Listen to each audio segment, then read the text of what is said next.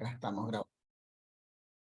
Bien, muy buenas noches para todas presentes en esta clase de hoy, para todos aquellos que también verán en línea, porque tenemos un caballero en el curso. Él se llama Gabo y él está desde Bolivia. Y bueno, bienvenidos a todas y a todos. Mañana es el examen. Tengo una información muy sencilla que compartirles.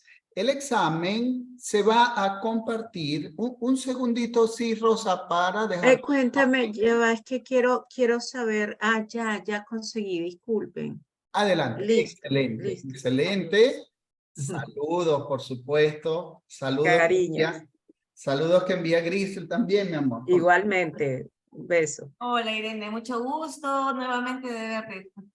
¿no? Igualmente, Grisel. ¿no? Gracias. También a todos los que están presentes hoy día, les damos la bienvenida a un nuevo más, ¿no? El curso que estamos siguiendo. Entonces, bienvenidos todos. Excelente, excelente, gracias. Gracias, igualmente. Gracias, Francesca, y a todas las que están presentes. El día de mañana ya les compartí el enlace del examen, pero el examen se libera a medianoche. A partir de la medianoche, ustedes pueden dar su examen, pueden presentar su examen, ¿sí? Entonces, muy importante, se va a compartir, pero cuando ustedes abran el examen, le va a decir todavía no, sino después de medianoche. No esperen la medianoche, lo pueden hacer mañana al despertar, o sea, es decir, tienen 48 horas para presentar el examen. Muy, muy importante. Entonces quería dar esa información. Cualquier duda, yo voy a estar el fin de semana con el dispositivo a la mano para estar pendiente. La nota de aprobación es de 14 puntos, ¿sí? Si resulta que saqué menos de 14, me escriben para conversar, ver cuáles son los detalles por corregir y abrir nuevamente el examen para ti. Trata de no presentarlo 2 veces porque como se asocia a tu teléfono y a tu correo electrónico, no te va a dejar hacerlo por segunda vez. Entonces me escribes, desbloqueamos el examen, vemos los detallitos y ya saben que estoy para atenderles en estos 2 días que son días de examen. Entonces, como introducción quería presentarles a la psicóloga Rosa Irene Indriago, quien es parte de este curso desde los inicios. No solamente ha sido parte del curso, sino que la primera corte de este curso, en el año, hace como casi 3 años, ella formó parte de la formación que ahora ustedes están recibiendo.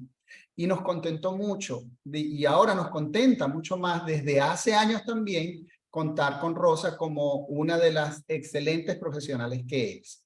Entonces, Rosa, te saludamos con afecto desde acá. Y bueno, Gracias. Adelante, amiga. Somos todos. Mil gracias. Gracias, como siempre.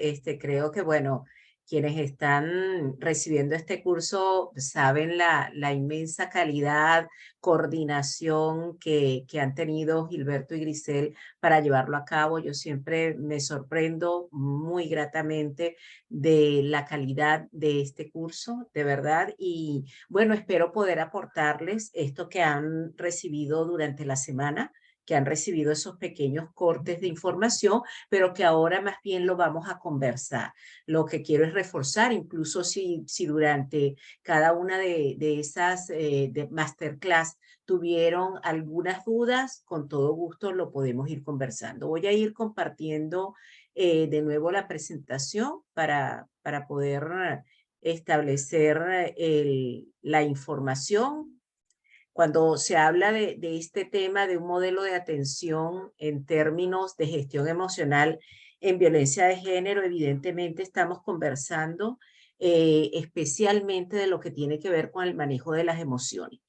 Muchas veces podemos hablar de lo que tiene que ver con el control y no del manejo, de la regulación. Lo importante es saber, porque estamos tocando un tema tan sensible para todos y para todas, que evidentemente esto nos va llenando de ciertas inquietudes, y al momento de ayudar a una persona a través de ese proceso de solidaridad, de sororidad hacia las otras personas, pues tenemos que también aprender a manejar nuestras propias emociones.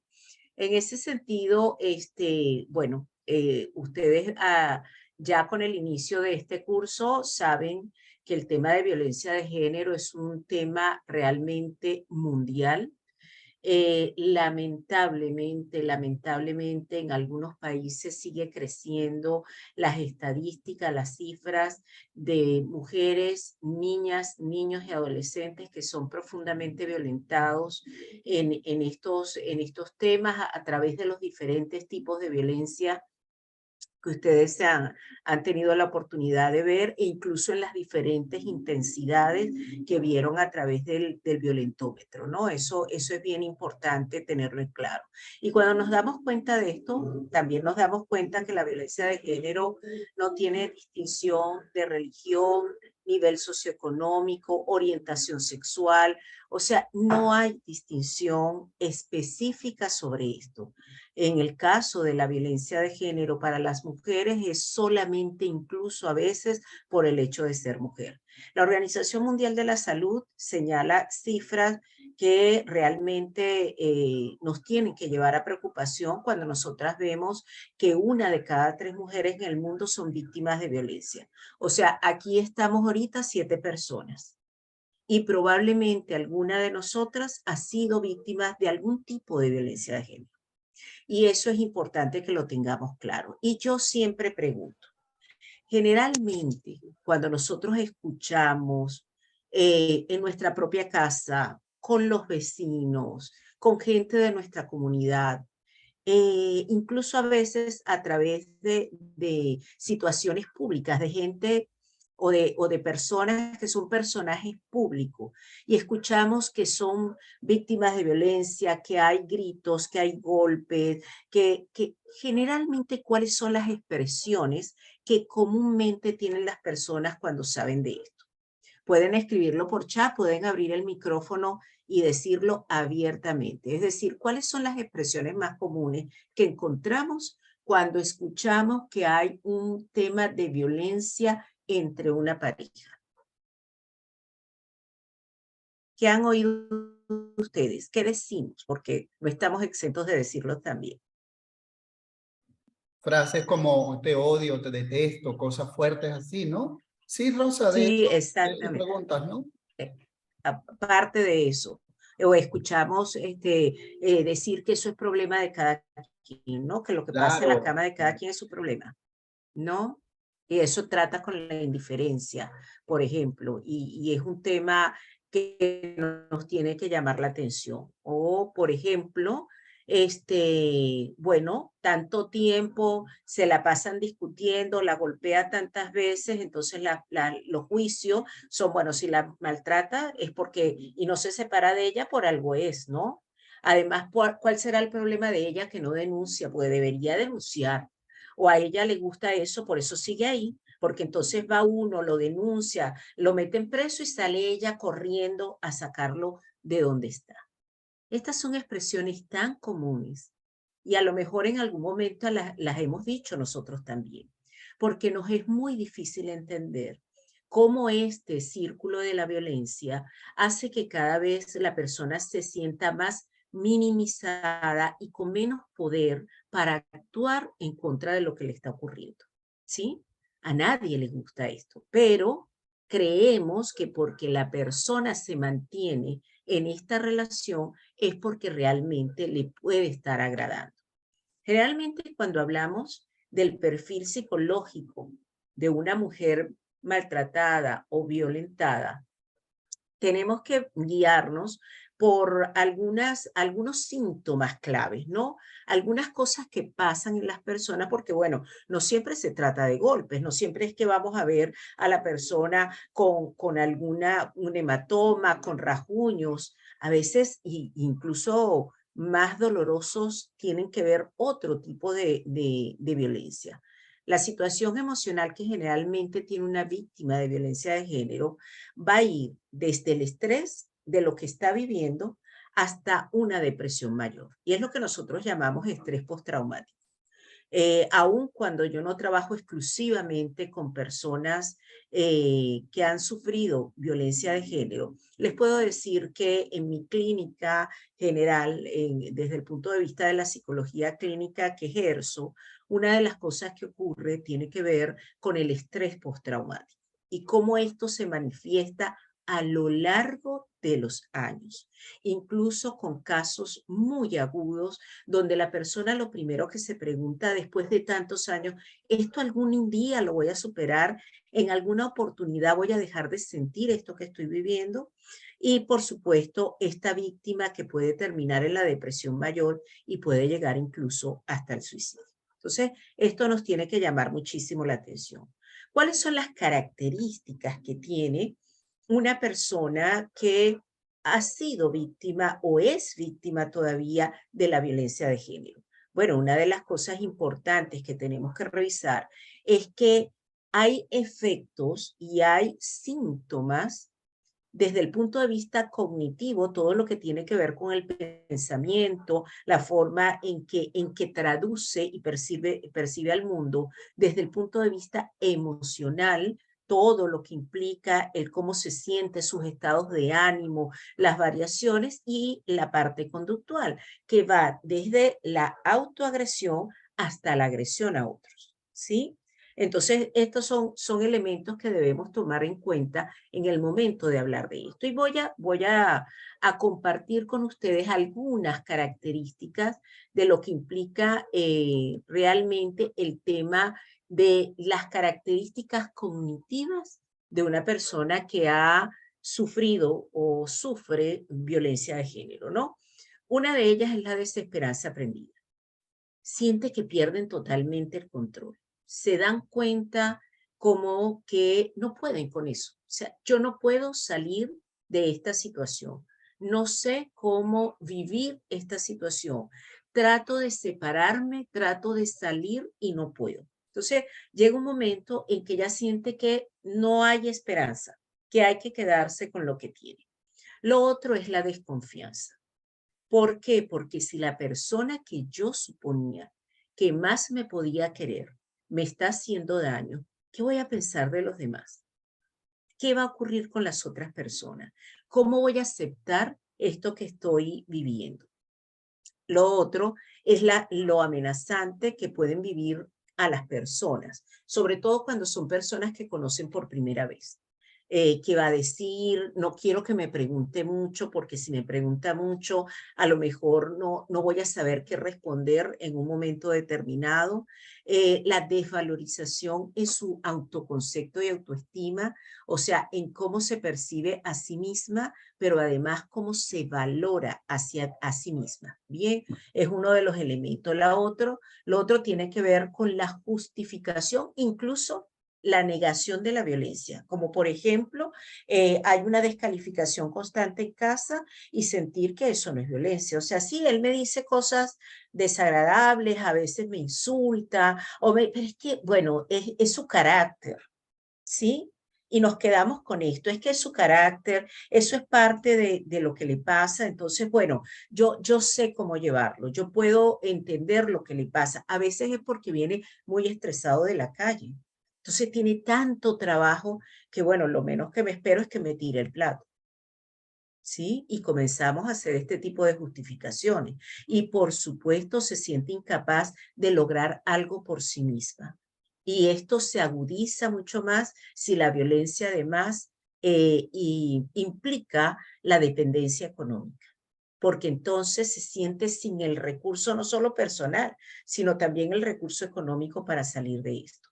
Y por el otro lado, estos constantes pensamientos intrusivos, catastróficos, de que no voy a salir, ya llegó, qué mira hacer hoy, y si algún día muero, y si lo hace delante de mis hijos, y se vive en una permanente ansiedad y angustia sobre estas situaciones que pueden estar viviendo cada una de estas personas. Entonces, esto desde el punto de vista de lo que se piensa, de cómo perciben el mundo las personas violentadas de forma personal. Desde el punto de vista emocional, se refiere a cómo sentimos el mundo. ¿Cómo están nuestros estados de ánimo? Entonces, uno de los elementos fundamentales es el miedo. Tiene miedo, alguien la agrede, alguien está ahí y le hace daño. Y ojo, yo no quiero hablar solamente de la violencia dentro de la pareja, la violencia de padres a hijos, la violencia entre hermanos, porque además hay un tema, digamos, de todo lo que tiene que ver con este elemento hacia la mujer, ¿sí? Esta situación hacia las mujeres, que además implica toda nuestra cultura machista, sobre todo en los países centroamericanos, latinoamericanos, pero no se escapa el mundo entero de esta situación. Lo otro es que se sienten culpables. Las víctimas de violencia de género creen que hacen algo para merecer la violencia. Es que hoy se me olvidó prepararle la comida de esta manera. Es que no le planché la camisa. Es que hoy no atendí bien a los niños. Es que, claro, llegué tarde del trabajo y eso le molesta. Es que estuve hablando con un amigo mío y él siempre me ha dicho que yo no puedo hablar con ningún tipo de hombre. Entonces, esta justificación se vuelve en culpabilidad. Me siento culpable de lo que pasa. Lo otro es el estrés postraumático, la ansiedad, que puede llegar a niveles como ataques de pánico. El miedo puede ser tan intenso, que me incapacita. ¿Y cómo hace el cuerpo cuando tiene tanto tiempo? Y esto nos puede pasar a cualquiera de nosotros. Cuando nosotros tenemos mucho tiempo con estrés, con ansiedad, llega un momento en que el cuerpo habla y te dice, no aguanto más. Y como no aguanta más, aparecen los ataques de pánico, que es una descarga inconsciente, involuntaria de nuestro cuerpo, porque no soporta más el nivel de estrés que vive. ¿Sí? Luego tenemos la depresión media o moderada, como se llama a veces, a la depresión mayor. Y esto es un tema que evidentemente a veces creemos que una persona que está deprimida lo único que está haciendo es llorar, y si esta persona sonríe, va a su trabajo, viene, tiene calma, seguro que ya no está deprimida. Y no es cierto. Incluso hay un estilo de depresión que llamamos la depresión sonriente, que son personas que viven sonriendo, son complacientes, todos los perciben de una manera muy liviana, pero resulta que cuando llegan a su casa, cuando les toca ir a dormir, no paran de sentirse muy mal consigo mismas y con los demás. Estos sentimientos de soledad y aislamiento, ¿sí? Esa sensación de que nadie, o sea, nadie va a poder ayudarme, nadie me va a poder sacar de esto, no sé qué hacer, incluso no quiero ni que me pregunte. Y no voy a ir a reuniones, no quiero que me vean. La confusión de lo que siente, porque en el fondo, sobre todo hacia el agresor, hay una confusión muy grande entre ese momento de odio por lo que me estás haciendo y ese momento de amor por los momentos, las situaciones en las cuales él demuestra cariño. Entonces me siento muy confundida. Me quiere, me ama, me odia, ¿por qué me hace daño? Y lo mismo pasa con los niños y las niñas. Cuando nosotros descargamos esta situación hacia nuestros hijos o nuestras hijas, ellos al final no comprenden, porque a veces me quieres y a veces no.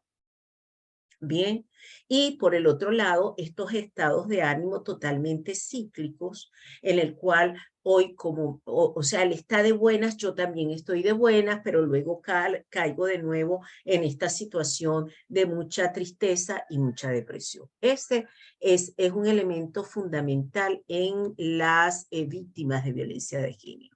Desde el punto de vista conductual, nos vamos a conseguir que es aquello que esta persona hace en el mundo, ¿ok? Su conducta, lo evidente, lo que vemos. Entonces, una de las cosas es la atención constante a los demás.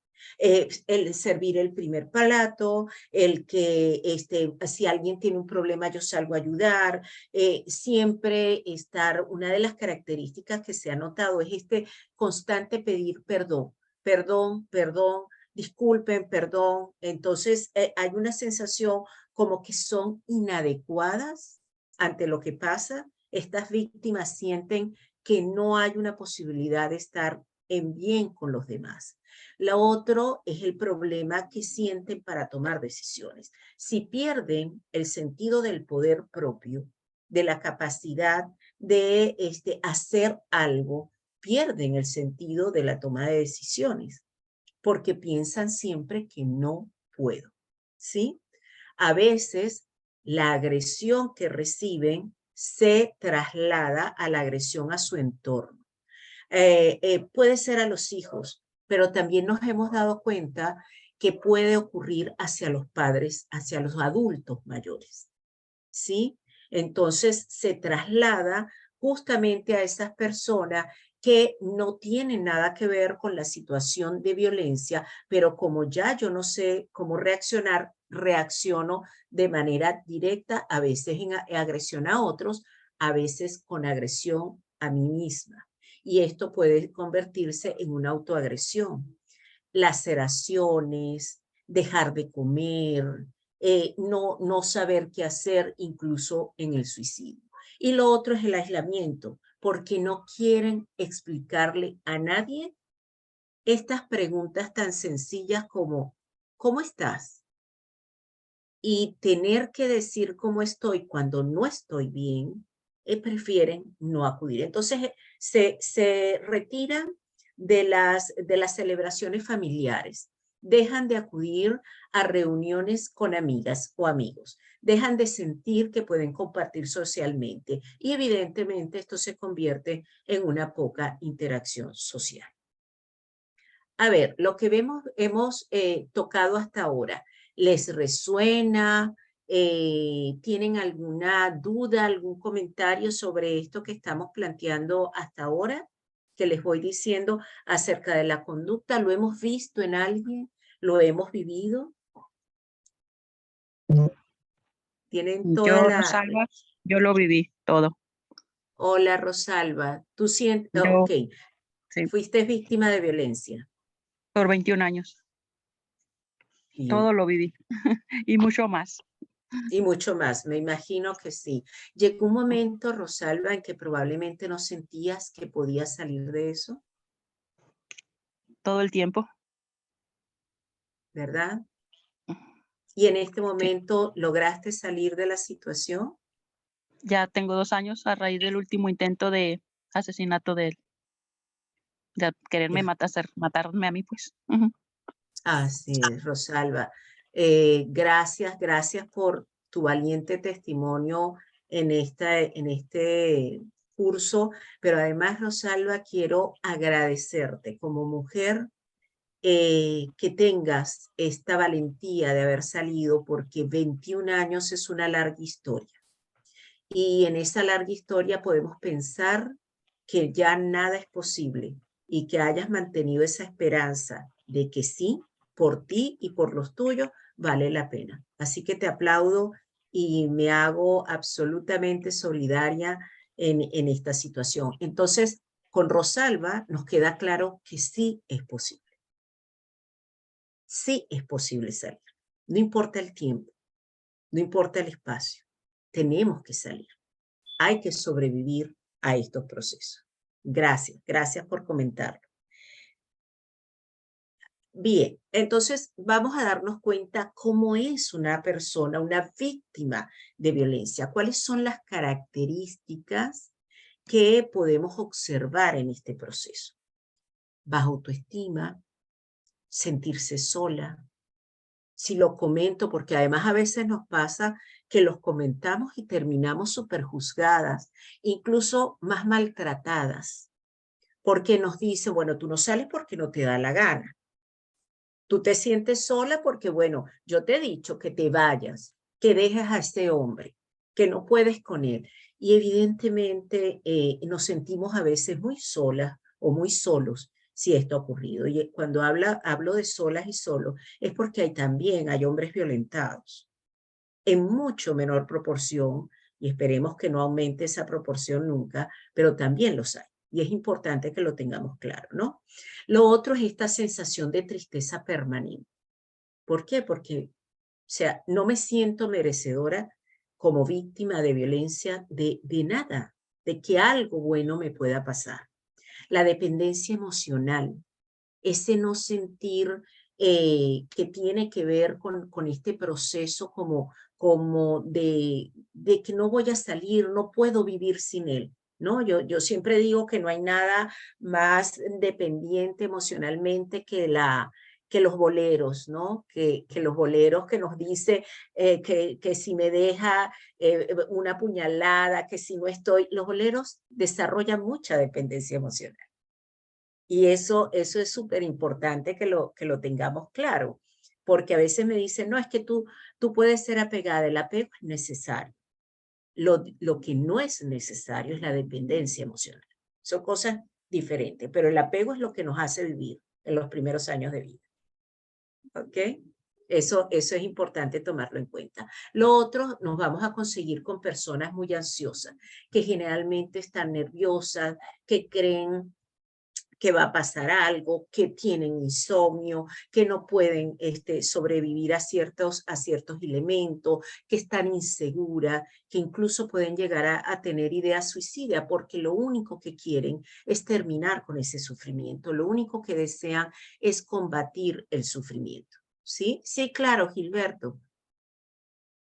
Ah, ok. Fíjate, ahora que estás comentando de los boleros, el ser humano es proyectivo, las telenovelas también. Ayer Sí, también. ayer estábamos comiendo, ella y yo almorzando en un sitio, y había un televisor con novelas, ¿verdad? Y los dos estábamos ya deprimiéndonos porque era pura llora, llora, llora. Y yo le digo, "Hombre, ya que estoy ya triste, ya no aguanto esta Claro. temporada", porque así somos los seres humanos, proyectivos. Adelante, amiga. Exactamente, gracias Gilberto. Sí, todo eso tiene que ver con ese proceso y evidentemente cuando no estamos sintonizados con esa emoción, evidentemente que sentimos como que no, ya está bueno, yo no puedo seguir viendo La Rosa de Guadalupe, pero cuando estamos sintonizados con la emoción, nos quedamos ahí llorando porque qué mejor justificación que decir que estoy viendo La Rosa de Guadalupe y puedo quedarme ahí llorando toda la tarde. Entonces es una de las cosas importantes que están ahí establecidas. Como decía, el tema de las ideas suicidas y hay personas que pueden llegar al abuso de sustancias, incluso del alcohol. Sí, y evidentemente esto los lleva a tener una vida que generalmente se puede establecer como eso, como una relación distinta en estos elementos de dependencia emocional. Los estados emocionales más frecuentes que tienen las víctimas de violencia de género van ligadas a esos elementos que quiero tocar con ustedes, que van desde el estrés postraumático hasta la depresión mayor. Y para eso realmente vamos a hablar de lo que es esto, porque el estrés postraumático es primero que es poco conocido, después porque creemos, claro, esto me está pasando, pero como yo sigo funcionando de manera normal en mi cotidianidad, no puedo percibir lo que estoy viviendo. Pero cuando nosotros hablamos de estrés postraumático, estamos hablando de reacciones emocionales que generalmente se producen por eventos que van en contra de mi situación, ¿no? Voy a ir poniendo un ejemplo y a través de ese ejemplo vamos a ir viviendo cada uno de estos elementos emocionales. Fíjense, una persona que tengo en mi consulta desde sus 11 años de edad, en la actualidad tiene 33, a sus 11 años de edad comenzó a recibir golpes muy fuertes de su padre. Bien, le golpeaba fundamentalmente en el abdomen, en las piernas, en lugares que ella pudiera cubrir. A veces golpeaba en la cabeza, pero eran golpizas muy fuertes. Como a los 15, no, 13, 14 años, no solamente implicaban golpizas, sino que además implicaba abusos sexuales, ¿sí? Y durante todo ese proceso que duró hasta exactamente los 21 años de esta persona, ella, bueno, hay cosas que a ella estando en la calle le van ocurriendo. Y ahí es donde nos vamos a dar cuenta de cómo funciona el estrés postraumático. Una de las cosas, perdonen, es la reexperimentación. Es decir, comienza a presentar cuadros de ansiedad cada vez que tiene recuerdos sobre lo que le ocurría. O si ella pasa por algún lugar que le recuerda a su papá. Inmediatamente ella vive la ansiedad como si ella estuviera en ese momento presente recibiendo estos golpes. Luego, una de las cosas que pasa es que ante estímulos parecidos o similares huye de la gente. Si hay una persona que es del color de piel de su papá, que probablemente tiene un olor particular como su papá, y ella constantemente rechaza a esta persona, piensa que esta persona le va a hacer daño. Hay una asociación, ojo, que no es consciente, porque ella inmediatamente es capaz de decir, pero bueno, esta persona estoy conociendo, es un compañero de trabajo, ¿por qué me estoy sintiendo así ante mi compañero de trabajo? Y solo después que entra en procesos terapéuticos puede entender que es que está haciendo una asociación absolutamente inconsciente. Y lo otro es la hipervigilancia.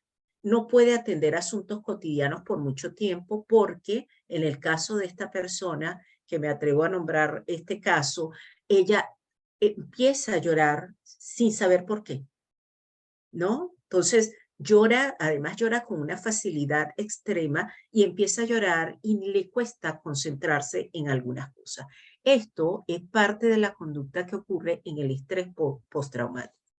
Y es tan importante que lo tomemos en cuenta porque cuando vemos este tipo de personas que están viviendo esta situación anímica, es necesario que nosotros le brindemos seguridad. No descalificar lo que está sintiendo, como por ejemplo que alguien le diga, pero tú sí eres tonta, o sea, no te está pasando nada, estás aquí, tú no estás allá donde ocurrió eso. Además, tú eras una niña, ya eres una adulta, tú puedes salir de esto. Esto es descalificar e invalidar la emoción de la persona. Entonces, no podemos que esta persona está sintiendo esto y nosotros pensar que, bueno, vamos además, con la mejor intención, ¿no? Entonces, vamos a ayudarla. Déjame decirle que eso no está pasando ahora, que se quede tranquila, que ella puede salir. No, esas no son las formas en que debemos acercarnos a estas personas. Tenemos que ir progresivamente, confirmar que lo que está sintiendo es real. Lo que no es real es la situación que está viviendo, ¿ok? Luego de ese estrés postraumático comienza a vivirse un trastorno de estrés generalizado. Hay insomnio, falta de apetito o atracones o todo lo contrario, ¿no? Esto no quiero comer o quiero comer mucho y generalmente se quiere comer mucho dulce.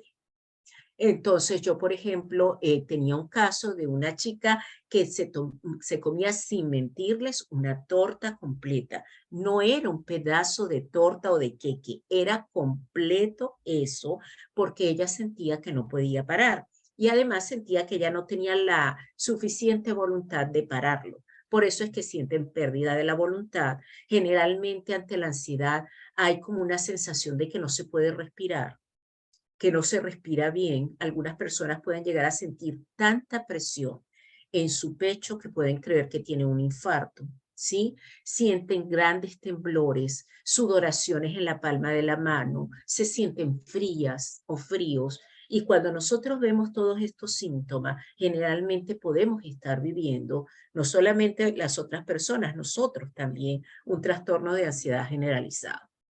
Y esto es un trastorno emocional muy, pero muy común.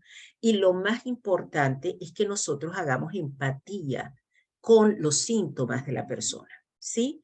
Porque esa persona tiene mucho miedo, aunque no pueda saber a qué le tiene tanto miedo, pero está sintiendo miedo. Entonces es importante poder validar sus sensaciones. a ver, no estás durmiendo bien, no quieres comer, pero también te cuesta respirar. A veces hacemos esa pregunta y listo, la clave para que la persona diga, sí, no puedo respirar, siento que me tiemblan las manos, me tiemblan las piernas, y puede abrirse porque podemos comprender lo que esa persona está viviendo. Entonces, si nosotros también queremos ayudar a otras personas en esto, tenemos que ir confirmando estos síntomas claves que pueden presentar las personas. Luego, una de las cosas, yo siempre digo que la ansiedad y la depresión son como primas hermanas, ¿sí? ¿Por qué? Porque yo siento miedo, pero cuando yo escarbo, así que voy a lo hondo del miedo, me doy cuenta que lo que tengo es mucho dolor por lo que me está pasando. Entonces, las personas cuando entran en depresión no es lo mismo que estar triste. Y yo quiero acá siempre clarificar, porque es tan común que nosotros vayamos por la calle, entramos a nuestro lugar de trabajo y ¿qué tal? ¿Cómo está hoy?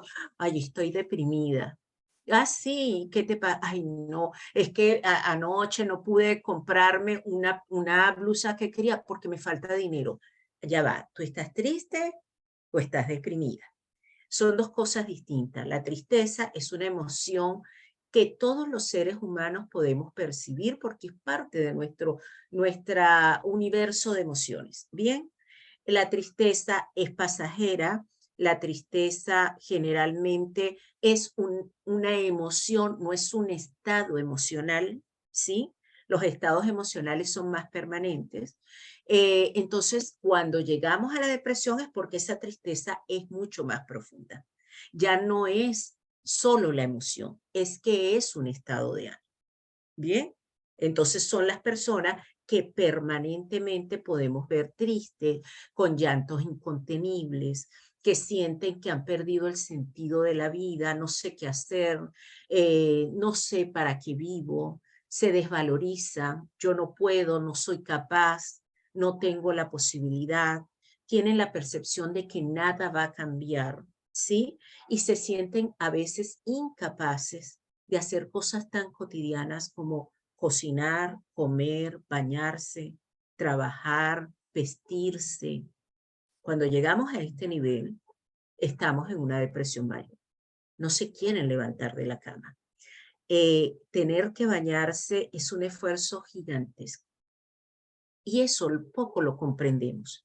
Quienes estamos viviendo con personas en depresión, creemos que dar mensajes de ánimo, de aliento, de dale, ten un pensamiento positivo, adelante, sigue con esta actitud, es no conocer lo que pasa en la depresión. Es algo que pierde la voluntad. Incluso de manera física hay un déficit de todas nuestras sustancias neurotransmisoras. Entonces ahí ya hay que acudir al médico, hay que ir al psiquiatra, porque no podemos solamente acudir no, bueno, déjame ver, las personas antes de llegar al psiquiatra a veces pasan por tantas cosas. Tengo que ir al cardiólogo porque estoy sintiendo palpitaciones, debe ser que tengo anemia porque me siento siempre muy débil. Y luego es que llegan a este nivel, ¿no? Entonces, cuando llegamos al psiquiatra, yo siempre digo que cuando nosotros tenemos dolor de estómago, vamos al gastroenterólogo. Cuando tenemos problemas de vista, vamos al oftalmólogo. Pero cuando tenemos problemas de emoción, nos cuesta muchísimo ir al psicólogo. Y todavía más si creo que es algo con lo que no puedo y me toca ir al psiquiatra. Entonces, cuando nosotros consigamos personas que percibimos o creemos que presentan alguno de estos síntomas y probablemente estén en depresión, es necesario primero escuchar qué le pasa a la persona, comprender sus ideas aunque a nosotros nos parezcan insólitas, no insistir en que sí puedes, claro que puedes, pero ten fuerza de voluntad, ¿sí? Por el contrario, vamos a acompañar a estas personas a dar pequeñitos pasos. A ver, no quieres bañarte, está bien, no te bañes. ¿Te parece si te acompaño a que al menos te cepilles los dientes? ¿Te parece si al menos me acompañas y te sientas en el comedor mientras yo como? Pequeñitos pasos, ¿sí? Porque no somos capaces ya de dar pasos grandes. Nuestra labor como acompañantes de personas que han vivido o están viviendo violencia de género no es diagnosticar. Incluso yo, que soy psicóloga y no médico, no diagnostico. Yo voy reuniendo síntomas, yo voy viendo características y yo puedo asumir, presumir que puede estar pasando algo, ¿sí? Entonces nosotros no entramos en este proceso de decir, no, ¿sabes qué pasa? Que tengo una amiga que está en depresión mayor y está viviendo violencia de género. ¿Y tú conoces qué significa estar en depresión mayor?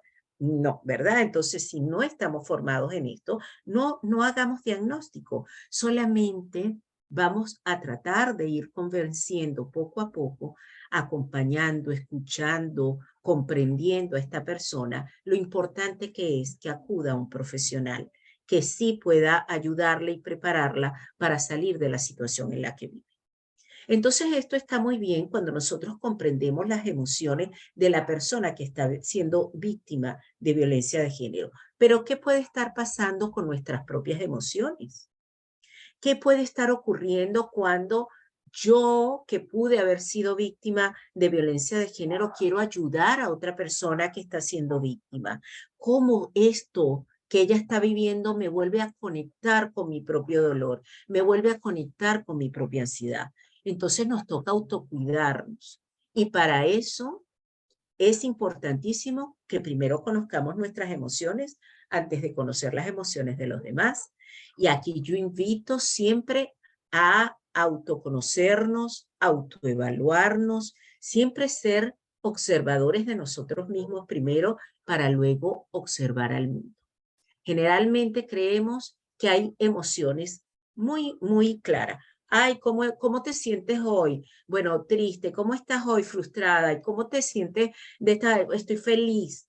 Pero ¿y qué es cada una de esas emociones? Bueno, hay algunos autores de estudiosos durante muchos años del mundo emocional que dicen que no es un mundo de emociones. No es un mundo, no es así como el planeta Tierra, ¿no? Sino que es una constelación de mundos que generalmente están relacionados a emociones básicas. Y por eso, en este caso, se habla de un universo de emociones. Fíjense que ustedes acá en la lámina pueden ver cosas como, ¿qué es la tranquilidad?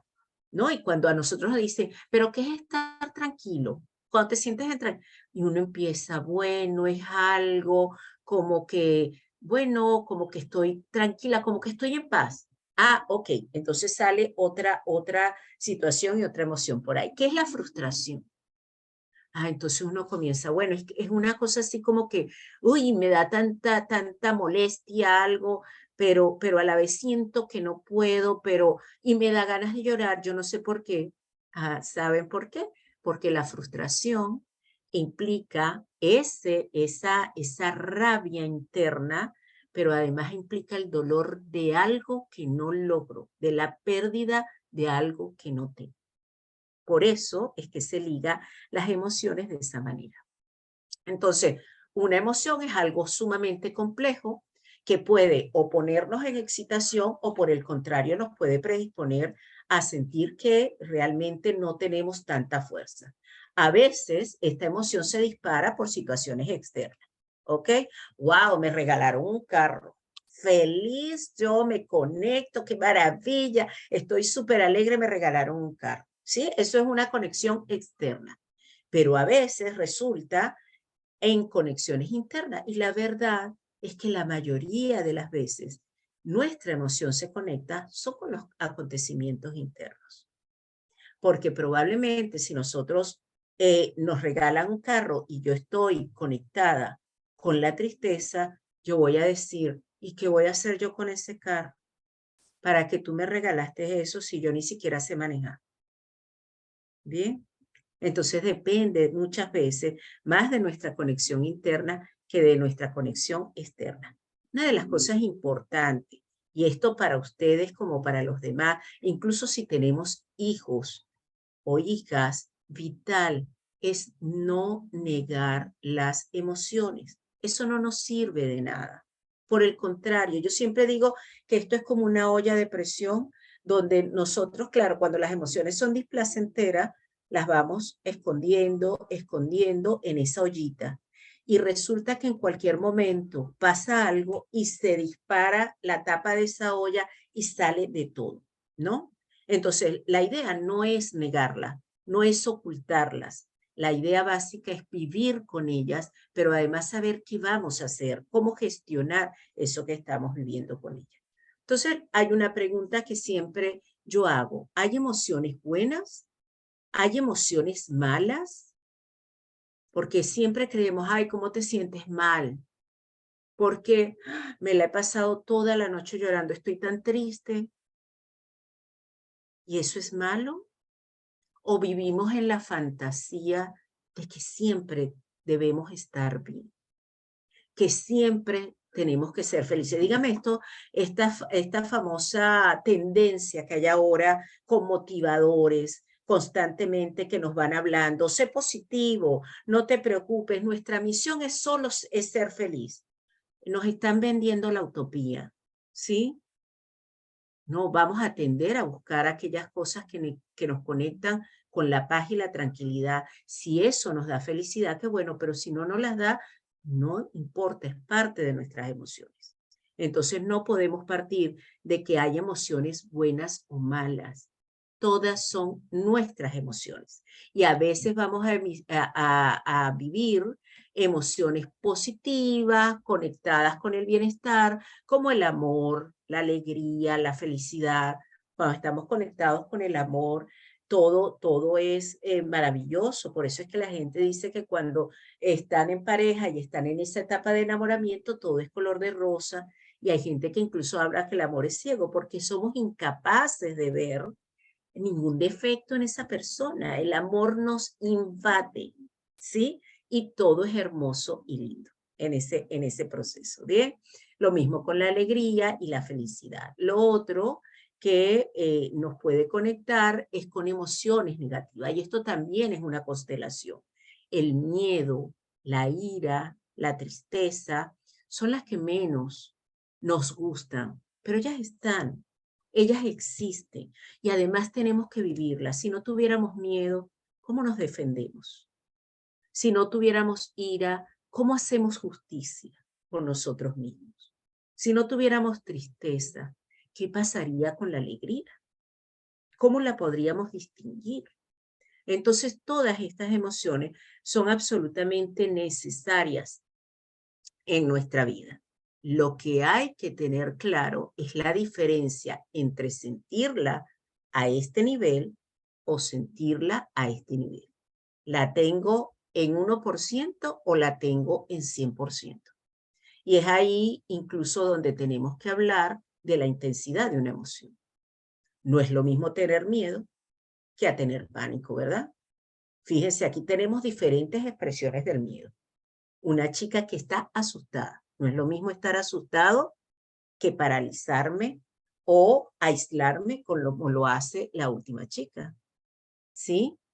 No es lo mismo que yo vaya a una entrevista de trabajo y ya va, tengo como ansiedad y me da como miedo saber qué pasa, a que yo rechace, no voy a las entrevistas de trabajo porque me provocan un miedo terrible. ¿Sí? Yo siempre pongo el ejemplo personal. Y una de las cosas que a mí me pasa es que yo realmente le tengo pánico a las cucarachas. Literalmente es pánico, yo lo puedo reconocer. Es decir, la cucaracha puede estar en la calle, puede estar muerta. En mi fantasía, ella pudiera revivir. Yo voy a cruzar la calle por donde no está la cucaracha. ¿Ok? Yo recuerdo, por ejemplo, una vez en la casa, mi hermano estaba muy pequeño y entró una cucaracha voladora. ¿Y qué hice yo? Salí de la casa, cerré la casa y me quedé en la escalera hasta que llegaran mis padres a entrar a buscar a la cucaracha voladora. Eso es pánico. Eso es sentir que yo no puedo hacer nada, así sea por un animal muy pequeño. Entonces, es importante que nosotros podamos tener claro esto. La diferencia entre la cólera y la ira. ¿Qué pasa con un agresor?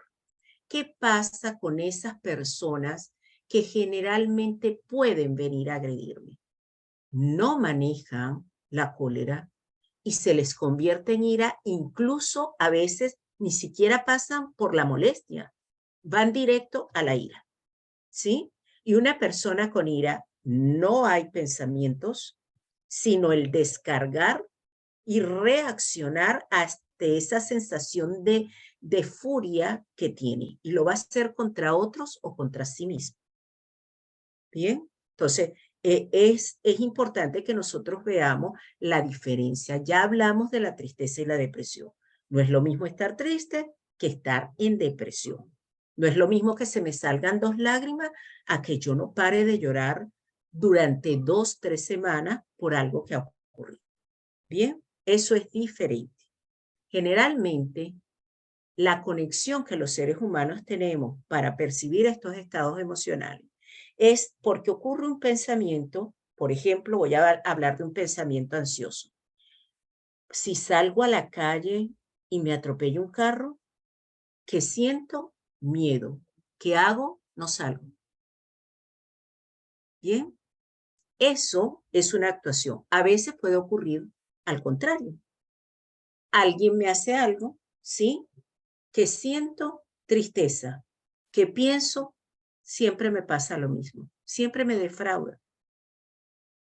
Bien, entonces esto es una conexión permanente de cómo nos podemos sentir en un determinado momento. ¿Para qué nos sirve conocer esto? Porque cuando se sientan tristes, vean qué piensan, observen qué están pensando, imaginen qué están haciendo. Y eso nos va a ayudar si dejo de hacer esto, probablemente deje de estar triste. Si dejo de pensar en esto, probablemente deje de estar triste o molesta. Bien, perdone. La pregunta es, ¿qué tenemos que hacer con las emociones? ¿Las controlamos?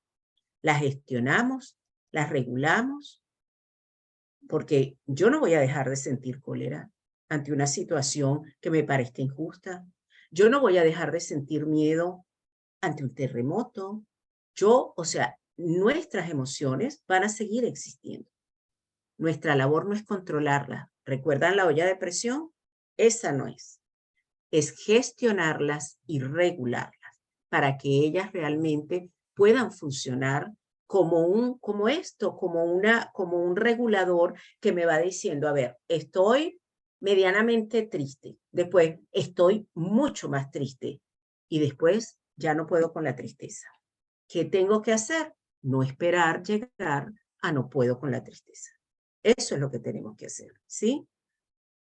Gilberto, ¿me puedes decir cuánto llevo? No quiero quitarles mucho tiempo. Adelante, vamos bien. De todas maneras, si hay gente con preguntas, también pueden levantar su manita o Por escribir. favor. Claro. Así es. Adelante. Gracias. Sí, me pueden parar. En esta situación, entonces, es vital que nosotros entendamos que de nada vale la pena reprimir una emoción, controlarla, evadirla, pero tampoco manifestarla de manera descontrolada, porque nuestro entorno no tiene por qué sufrir las consecuencias de una emoción descontrolada de mi parte. Entonces, justamente una persona violenta incurre en un descontrol de su ira que va hacia otra persona, ¿sí? Que va hacia los objetos, incluso a veces contra sí mismo. Entonces, es importante que nosotros sepamos que estos no son, es que tú deberías controlarte. O sea, de verdad, o sea, estás triste, contrólate, chica, tú no puedes vivir triste, cuidado. Esa no es la idea. La idea es que poder decir, me siento triste, tengo que hacer algo con esta tristeza. Y además, las emociones todas sirven para algo. La mayoría de los artistas plásticos, el artista, los pintores, los músicos, crean con emociones displacenteras. Crean desde la tristeza, crean desde el amor, crean desde el dolor, ¿sí? Entonces, ellas son creativas, ellas nos ayudan, así que tenemos que aprender a hacer algo con esa tristeza, con la ansiedad, ¿no? Definitivamente, tener esa competencia emocional de regular es algo que nos va a permitir siempre tener educación emocional. Hablemos, conversemos de las emociones, no las ocultemos, dejemos de tener caretas, dejemos de sentirnos que podemos estar en un proceso en el cual, nada, no quiero que me vean vulnerable. Dígame esta famosa creencia de sentir que si alguien está triste es alguien débil, que si lloramos somos débiles. No es cierto, ¿sí? Somos más fuertes de lo que probablemente podemos creer. ¿Qué es importante al momento de evaluar? Si lo que siento, ¿verdad? Y lo que hago está relacionado con respecto a mí, estoy entrando en autoconciencia y en mi propio autocontrol o mi autorregulación. Cuando yo siento y hago por los demás, entro en una empatía con la persona emocionalmente, pero además soy capaz de tener habilidades sociales que me ayuden a tenerlo. Gilberto, disculpa, ¿sí? Aporte. Claro, claro, justo lo que estás tratando ahorita. Quería aportar, pero ya tú lo estás manejando. Miren, muy importante, como dice Rosa, antes de verlo en otra persona, míralo en ti. Todo este tema de los pensamientos, lo cognitivo, lo emocional, que como dice bien Rosa, el tema de lo emocional, cuando hablamos de Marta, por ejemplo, eso es referencial, porque hay como ella bien lo dice, hay un conjunto de emociones que se entremezclan y hacen un montón de cosas que son maravillosas, pero a nivel de referencia, a nivel referencial, trata de ver ese Marta en ti a diario. ¿Dónde está mi miedo? ¿Dónde está mi cólera? ¿Dónde está mi alegría? ¿Dónde está mi tristeza a diario? ¿Dónde está esa parte del amor? O inclusive hasta del asco. ¿Cuándo puedo sentir eso? Y eso lo sentimos, como bien lo dice Rosa, las emociones son fugaces, no son permanentes. Yo no vivo triste todo el día. Entonces, trata de verlo en ti a diario, en lo cotidiano. Alguien que conduce, Exacto. de repente está en una cola, ya apareció la cólera, o la incomodidad o la molestia. Y de repente, bueno, ya salí de la cola, se me fue la cólera. Y llego a la casa y resulta de que, no sé, estoy con gripe. La tristeza también aparece porque, ay, Dios mío, y esta gripe no se me quita. Es decir, las emociones, todas se pueden vivir, se viven en un día, en situaciones que son prácticas y cotidianas. Lo ideal es que lo veas en ti. Primero míralo en ti, con ese referente de Marta que bien nos presenta Rosa, sabiendo que hay muchísimas emociones, pero es como una manera de entendernos, como una manera de entender. Exactamente. Y así lo ves. Gracias. Y así lo ves en tu comportamiento diario y en lo que piensas también. Adelante, amiga. Exacto. Sigue adelante. No, muchas gracias, Gilberto, por confirmar y reafirmar esto, ¿no? Que lo importante que es el primero conocernos para luego poder conocer a los demás. Y es tan importante porque de resto la empatía no se va a dar de manera tan fácil, porque si yo no puedo reconocer esta emoción, ¿cómo lo voy a ver en la emoción de los demás? O sea, se resulta como muy difícil manejarlo en ese sentido. A ver, acá. Aquí. Bien, entonces, cada vez que estemos en una de estas emociones displacenteras, es importante, y sobre todo cuando nos estamos acercando a una persona que está siendo víctima de violencia, es primero recordarle y recordarnos que otras crisis hemos tenido. Y cuando esas crisis han aparecido, ¿cómo la hemos logrado superar? Porque a veces sentimos que es que no, yo no puedo con esto, pero seguro que en alguna oportunidad hemos logrado superarlo y no lo recordamos, porque nuestra mente, la mente humana, generalmente se va a lo que falta y no a lo que tenemos. Es un tema, es lo que llamamos psicológicamente un sesgo cognitivo.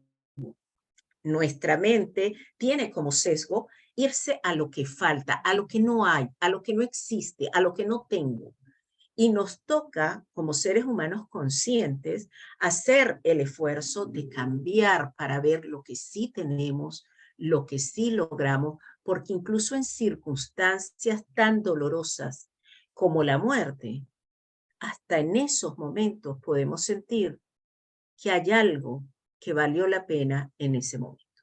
Entonces, súper importante que tengamos esto.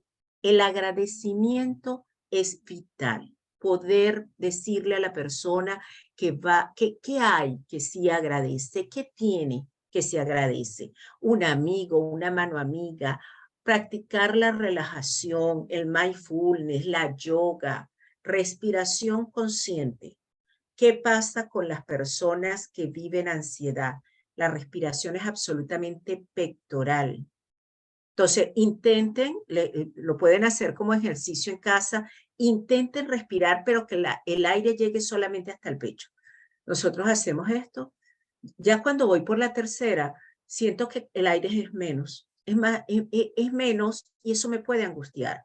Ahora, pongamos la mano en nuestro estómago, en la boca del estómago, y ahora hagamos que el aire entre hasta ahí. El efecto es tranquilizante, es distinto. Los niños, los bebés, los seres humanos, nacemos con esa respiración abdominal. ¿Cuándo sabemos que un bebé está respirando? Cuando sube y baja la barriguita, sube y baja la barriguita. La medida que vamos creciendo, que nos vamos incorporando a la cotidianidad, a la velocidad del mundo, perdemos la noción de la respiración consciente. Entonces, recomendación, si estamos en ansiedad, por favor, vamos a la respiración consciente. Es muy importante que como personas que estamos en este curso queremos ayudar a otros y queremos ayudarnos, tenemos que practicar el autocuidado. Y el autocuidado va desde lo físico, ¿sí? Bueno, prevenir, ir al médico, comer sano, hacer ejercicios, hasta lo emocional, hasta lo espiritual. Tener solidaridad con otros nos ayuda a saber que no siempre los temas y los problemas son míos, también están en otras personas. Servir al otro es una de las cosas más terapéuticas, ¿sí?, que podemos tener. Yo generalmente digo, cuando estemos en procesos donde nuestra tristeza se está profundizando, empecemos a ayudar a alguien, busquemos, vamos a una fundación, entreguemos algo y ustedes se van a dar cuenta que el efecto catalizador sobre mi tristeza es inmensa, ¿sí? Tengamos hábitos saludables, aprendamos a regular nuestras emociones. Una de las cosas importantes cuando vemos a una persona que está en problemas es no comprar el problema. ¿Qué significa esto? Es que ese problema no es mío. Ese problema es de esa persona y yo puedo ayudarla desde afuera a encontrar alternativas y oportunidades para salir del problema. Pero eso yo siempre lo pongo desde el ejemplo físico. Imagínense que alguien está con un dolor muy fuerte, qué sé yo, en el abdomen, en la barriga, y entonces yo empiece a llorar porque tiene un dolor muy fuerte. ¿Cómo puedo ayudar a esta persona? Resulta como difícil, ¿sí? En cambio, si yo voy, déjame buscar un tecito, voy a buscar un medicamento para ayudarte, yo puedo pensar y puedo entender a la persona. Lo mismo pasa desde el punto de vista emocional, ¿sí? A veces me preocupa, yo soy una cuidadora de otros como psicóloga. Y cuando yo sé que ya he recibido tanta información de los problemas de otras personas, incluso problemas que muchas veces me pueden tocar en lo personal, yo necesito hacer una pausa. Hace poquito acabo de tomarme 4 días libres y la gente me decía, ¿te vas de viaje? No. ¿Vas a salir lejos? Tampoco. Solo quiero descansar para poder tomar fuerzas de volver a acompañar y comprender a las personas, ¿sí? Entonces hay que ejercitar nuestro propio manejo emocional. Eso es lo que les invito a que puedan hacer con ustedes mismos y con otros. Tener la oportunidad de sentirnos que somos acompañantes de un proceso para ayudarles a mejorar. No somos el problema de la persona y además no somos salvadores de las personas, porque cuando entramos en estos papeles nos vamos a conseguir con mucha frustración, ¿sí? Así que mil gracias por haber dedicado esta hora a estar acá conmigo y que conversemos acerca de este tema tan importante dentro de este curso tan excepcional. Excelente, excelente. Muchas gracias. Gracias. A Desde ustedes. acá, un aplauso enorme a cada uno de los que están allí conectados. Y bueno, Gracias. gracias de verdad, Rosa, siempre tan profesional, siempre tan atenta. Y Gracias.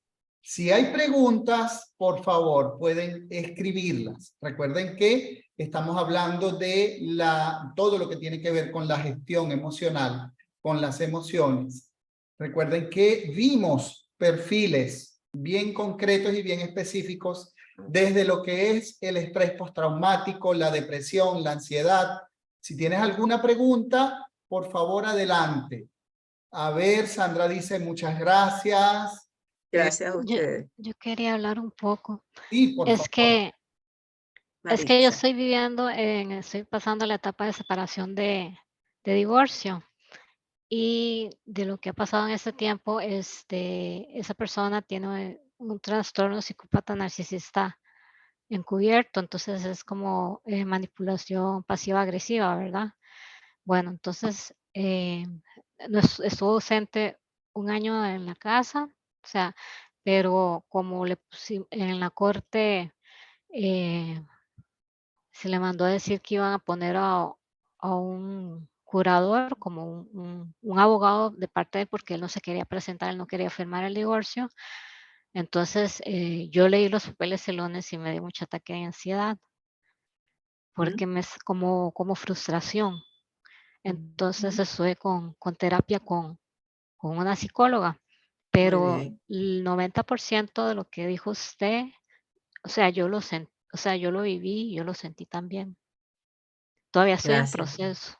Por supuesto, estás en pleno proceso, pero lo maravilloso, Maritza, es que te hayas dado la oportunidad de estar acompañada terapéuticamente en este proceso, porque evidentemente hay un estrés postraumático a función de todo lo que viviste con esta persona, pero además de eso, el proceso de ansiedad es un proceso que implica paciencia contigo misma, comprenderte, Maritza. No puedes, no puedes estar bien ante un proceso que evidentemente está ocurriendo y que implica cambios, incertidumbre, dolores. Entonces lo que toca es ser paciente contigo cuando te sientas de esta forma. Y con la ansiedad practica mucho la respiración, el tomar agua, el ubicar. Yo siempre mando, registra lo que estás pensando y cuando lo anotes, ¿por qué pensamiento lo puedo cambiar? Y te darás cuenta cómo va cambiando la emoción. Gracias por testimoniarlo. Gracias por ser tan valiente de hablarlo entre nosotros. Gracias, Ujú. ciertamente. Gracias por escuchar. Maritza, Gracias, algo Maritza. muy interesante también, ¿no? El proceso de duelo. Hay una autora que voy a compartir ahora en el grupo. Elizabeth Kobler-Ross habla de un proceso de duelo. Importante también como información, saber que hay varias etapas de esa separación que se formaliza, ¿no? Entonces, como un aporte también. Sí, Rosa. Sí, exactamente. Y en los procesos de duelo, nosotros podemos vivir un proceso de depresión, pero evidentemente el identificarlo es importante para manejarlo. Incluso, todo lo que vivimos durante el COVID, la pandemia, nos pasó por una montaña rusa de emociones, el confinamiento, después la salida. ¿Cuántas personas después de haber estado tanto tiempo encerrada les costó hacer contacto con la calle? Muchísimo. Tenían miedo, no quería que nadie se les acercara, no quería que nadie respirara. Si alguien estornudaba, salíamos corriendo del sitio, ¿sí? Entonces, sí, es importante esto y por eso digo, tengamos comprensión y paciencia con nosotras mismas, porque eso es lo que nos va a ayudar a seguir adelante, sobre todo en ese espacio. ¿Alguien Gracias más? a todas por sus comentarios. Me alegra que haya llegado hasta ustedes este proceso. Excelente. Francesca, ¿quieres comentar algo? Adelante. Buenas tardes, Feliz tarde. doctora Rosa. Me encantó su explicación, excelente tema Gracias. y de verdad mis respetos, muchísimas gracias por todo. A ti, Francesca. Increíble. Gracias a usted, gracias a Gracias todos. a ti, Francesca, por Gracias, doctora. asumirlo, entenderlo, y estoy en el grupo ante cualquier otra pregunta que surja, pero tenemos que ir educando nuestras emociones. Es indispensable para poder vivir con ellas de la mejor manera posible. Eso es. Gracias. Tan A importante ti. que es el tema de las emociones y muchas cosas que ha estado usted compartiendo, o sea, diciendo, explicando, yo pues me identifico, ¿no? De ciertas cosas, de por ejemplo sentirse el estrés postraumático, me imagino que será, y no saber Ujú. por qué esas ganas de llorar o por qué esas ganas, por qué ese momento, esa tristeza, claro, viene y va, pero Exactamente. escuchándola, pues es que se me abrió así muchísimo. Muchas Qué bueno, gracias. Francesca. Nuevo, de verdad, Qué de bueno verdad. que lo identificas. Sí, por supuesto, hay mucho que aprender, muchísimo. Así es, Gracias. exactamente. Lo aprendemos todos los días, Francesca, gracias a ti, porque se trata de tener mucha autoconciencia, ¿sí? El hecho de que conozcamos las emociones no significa que no reaccionemos a ellas.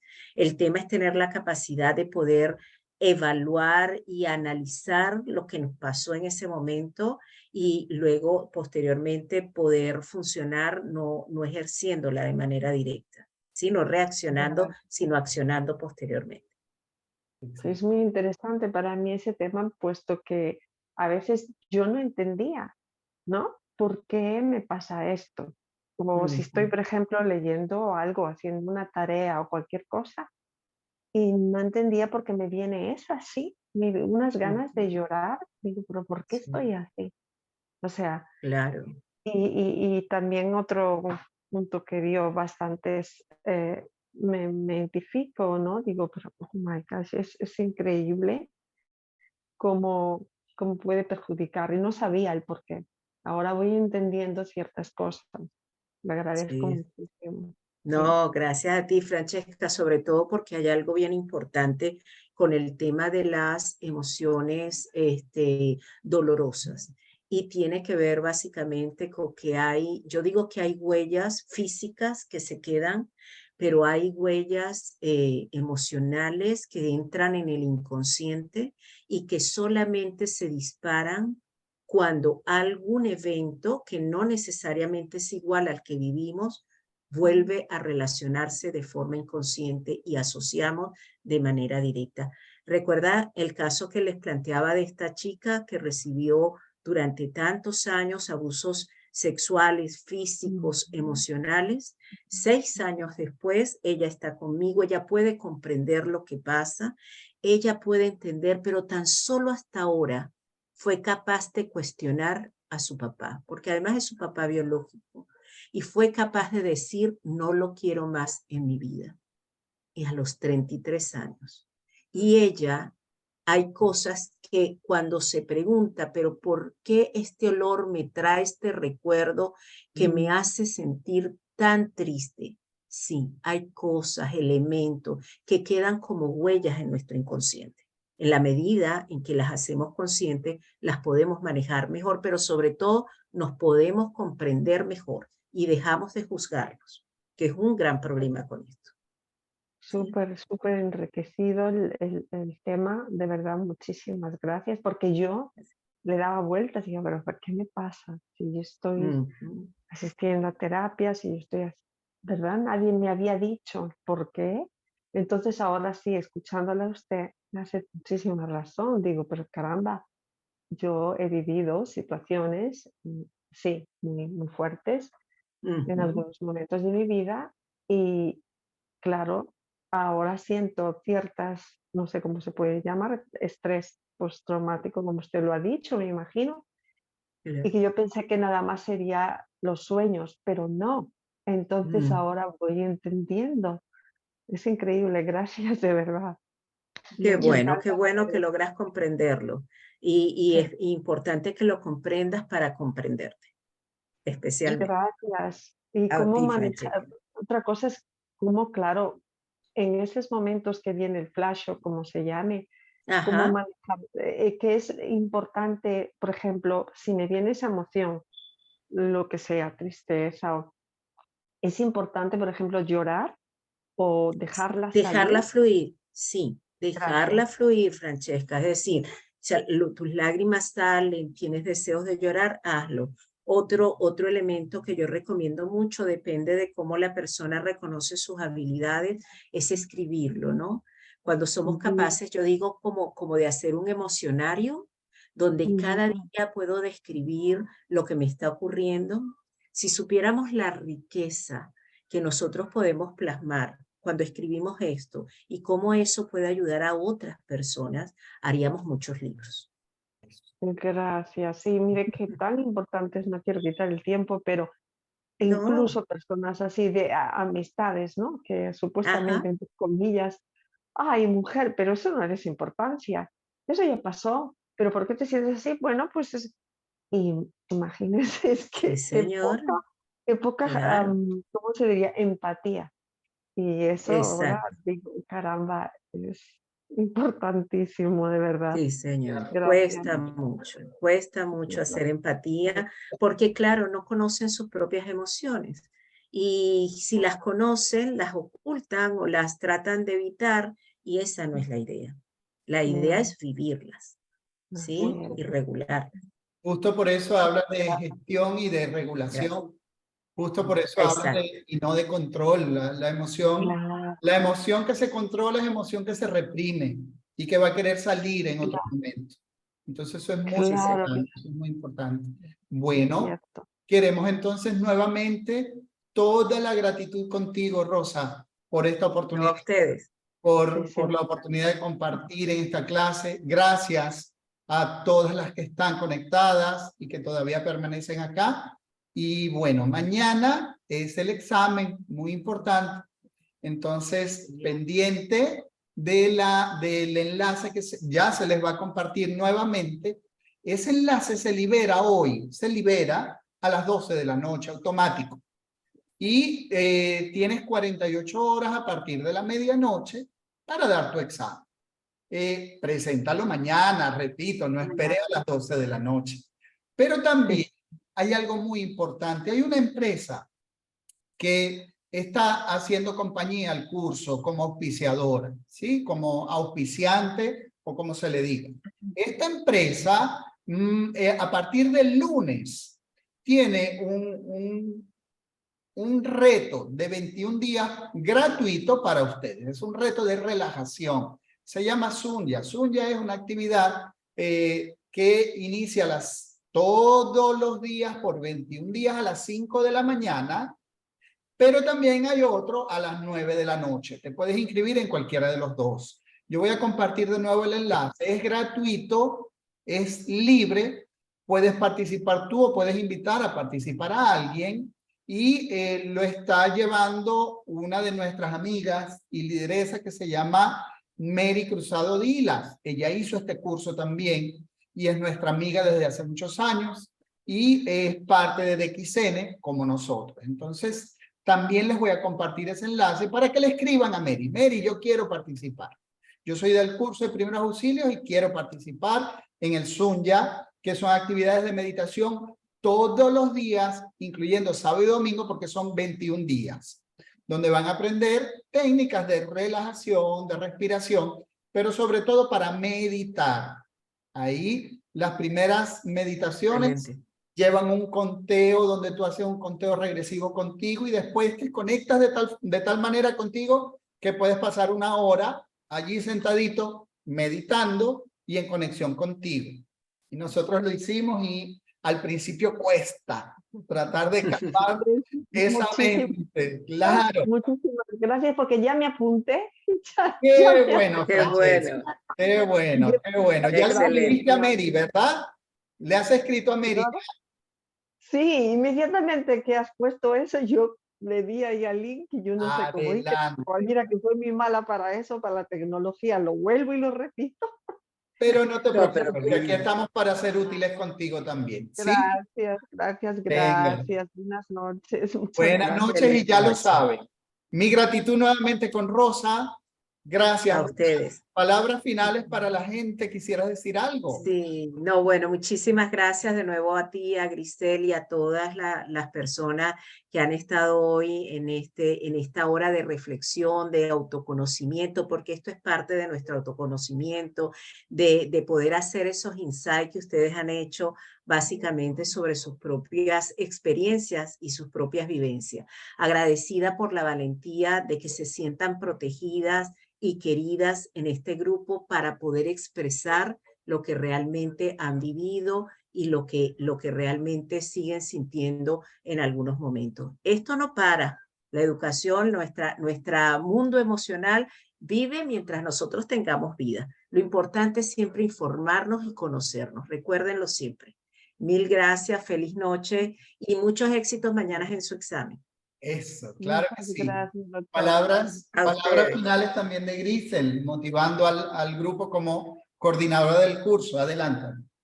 Bueno, muy feliz de participar hoy día. Siempre nosotros nos vamos con una buena reflexión, con más alimento, como decimos con Rosita, la queremos mucho, te estimamos, amiga.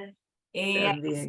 Agradecemos de verdad todo tu apoyo incondicional, siempre con el curso, ¿no? Entonces, y bueno, doblemente, ¿no? Felicitaciones a todos que están en el curso.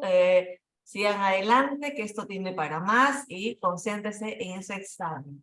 Eso es correcto. Gracias, muchas gracias. Bien, gracias a ustedes. En cuestión de horas, les enviamos el enlace con la clase ya grabada. Y bueno, que tengan buen descanso. Den su Feliz noche examen. para todos. Feliz noche. El examen Que es esté muy muy bien. sencillo. Se van a dar cuenta que si han visto los videos y las clases, van a aprobar con la máxima calificación. Buen descanso. Nos vemos pronto. Gracias, buenas noches. Gracias. De igual Gracias, manera. doctora. Gracias. Buenas noches.